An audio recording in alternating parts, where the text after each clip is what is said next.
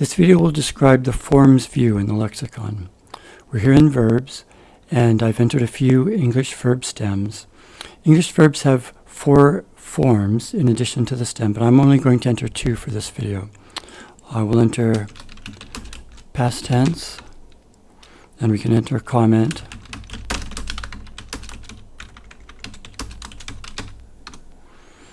When you rest your cursor up there, you can see the comment. If you want to edit the name, you can right-click, and we'll say past tense, edit the comment, and there you can see. If we enter another form, let's call this one participle. We won't enter a comment this time. To populate these forms, we go to the form rules. Generally, the past tense is formed by adding ed to the stem. To do this quickly, we'll use Grammar Wizard. Add the suffix ed, past tense, and here's the empty rule. We'll put this in past tense, and we're done. So now we see the past tense forms. We can say show tags, and worked, walked, etc. Studied, that's morphophonemic. Some are suppletive. If you have a suppletive form, you just click on it, and you delete this, and you enter the suppletive form. Or you can enter a comment. Read,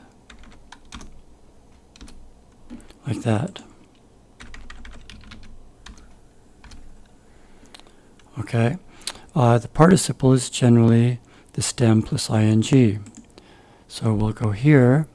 You can see that the software wrote a suppletive forms rule for you. You don't need to edit these. These will be discussed in another video.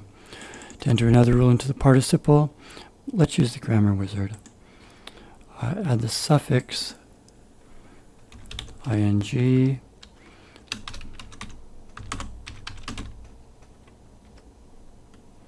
We'll put that into the group participle.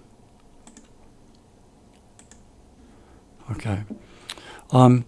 If you want to delete a form, you can click on the column's header and push the delete key on your keyboard. We'll say no. If you want to export your forms, you can click on this button and select which constituents you want to export. And then it will go to a text file. We won't do that now. Sometimes if you have lots of forms, it's nice to put them into groups. For example, here in the Philippines, Tagalog, we have at least 12 verb forms. And if we're looking at all 12 forms, that's a lot on the screen. So we can divide them into groups. Let's define groups. I'm going to say, I'll use the names that we use here. Actor focus, and let's add another one, object focus. And now,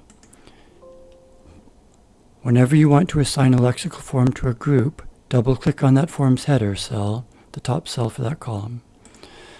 So double-click here, and we'll assign this to the actor focus group, and we'll double-click here, and assign this to the object focus group. Then, the default is display all forms. Display actor focus forms, and you see that. Display object focus forms.